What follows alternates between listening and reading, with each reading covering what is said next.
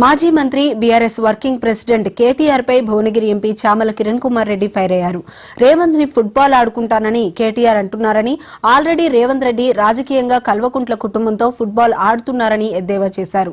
రేవంత్ కష్టపడి ముఖ్యమంత్రి స్థాయికి ఎదిగారని, కేటీఆర్ తండ్రిని అడ్డం పెట్టుకుని పార్టీలో పదవులు అనుభవించారని విమర్శించారు. ఢిల్లీ పర్యటనలో ఉన్న ఎంపీ చామల కిరణ్ కుమార్ రెడ్డి కేటీఆర్ పై తీవ్ర విమర్శలు చేశారు. కేటీఆర్ గారు రేవంత్ రెడ్డి గారితో ఫుట్బాల్ ఆడాలని, మీరు కూడా మెస్సీలా ఫీల్ అవుదామని ఏదో ఆలోచించి, రేవంత్ రెడ్డి గారు ఎవరితో ఫుట్బాల్ ఆడతాడో నాకు తెలియదు కానీ నేనైతే రేవంత్ రెడ్డి గారితో ఫుట్బాల్ ఆడతా అని తహతాలు ఆడిపోతున్నట్టుగా కనపడ్డది. రేవంత్ రెడ్డి గారు మీతో ఫుట్బాల్ ఆడరు. ఆల్రెడీ రేవంత్ రెడ్డి గారు మిమ్మల్ని ఆడుకుంటూనే ఉండు. దేంట్లో ఆడుకుంటుండు? రాజకీయాలు ఆడుకుంటు. రేవంత్ రెడ్డి రాజకీయాలకు మీ రాజకీయాలకు ఉన్న తేడా తెలంగాణ ప్రజలకి వాళ్ళు చెప్పగలరు. రేవంత్ రెడ్డి గారు ఇండిపెండెంట్ గా ఒక జెడ్పీటీసీ అభ్యర్థిగా ఏ పార్టీ సింబల్ లేకుండా, ఏ ఫ్యామిలీ మెంబర్ రాజకీయాలలో ఆయనకు ఆశీర్వాదం లేకుండా, వాళ్ళ కుటుంబంలో ఏ గాడ్ ఫాదర్ లేకుండా రాజకీయాలకు ఎంటర్ అయ్యి అతి స్వల్ప సమయంలో రాష్ట్రానికి ముఖ్యమంత్రి అయ్యిండు. మీ మాదిరిగా డైరెక్ట్ పారాషూట్ లో అమెరికా నుంచి డైరెక్ట్ సిరిసిల్లకు రాలే. ఎందుకంటే డాడీ పిలిచిండని వచ్చి ఇక్కడ ఉన్నటువంటి నాయకులను కాదని అక్కడ 100 ఓట్లతోటి గెలిచి నువ్వు నాయకుని ఎదిగి ఇప్పుడు రేవంత్ రెడ్డి గారితో ఫుట్బాల్ ఆడతా, రేవంత్ రెడ్డి నా ముందు నథింగ్, నేను వర్కింగ్ ప్రెసిడెంట్ గా శిఖరాన్ని చేరుకున్నా, నీ గురించి నువ్వు చెప్పుకోవడం ఏంది?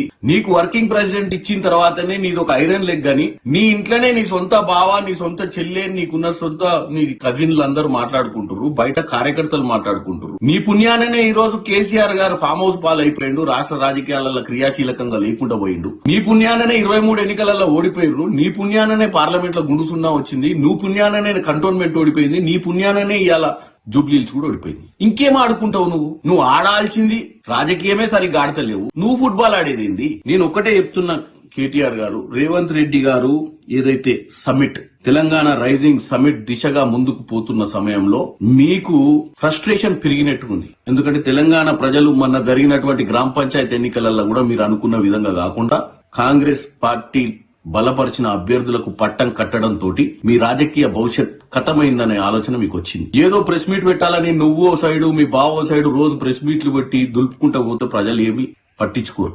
ఎస్, మేము ఇవ్వాల్సిన గ్యారంటీలు ఇస్తున్నాం, ఇంకా ఇవ్వాల్సినవి కూడా ఇస్తాం. దానికోసమే ఈ రోజు వీలైనంత మటుకు తిప్పల పడుతున్నాం. దానికోసమే 50 సార్లు ఢిల్లీకి పోయి మంత్రుల్ని కలుస్తున్నాం. బీజేపీ నాయకులను ఎందుకు కలుస్తున్నాం? మీ నాయన మాదిరిగా నియంత పాలన చేసి 10 ఏళ్ల పాలనల మీరు రాష్ట్రాన్ని అప్పుల పాలు చేసినట్టు మేము చేయదలుచుకోలేదు. సెంట్రల్ గవర్నమెంట్ కు మన చేత పోయేటువంటి ప్రతి రూపాయి ట్యాక్స్ ని వెనుకకు తీసుకొచ్చే ప్రయత్నం రేవంత్ రెడ్డి గారు చేస్తున్నారు. అందుకే ఇన్నిసార్లు ఢిల్లీకి పోవాల్సి వస్తుంది. అంతే తప్ప మీరేదో ఈడ కూసోని సొల్లు కబుర్లుగా మాట్లాడినంత మాత్రాన తెలంగాణ ప్రజలు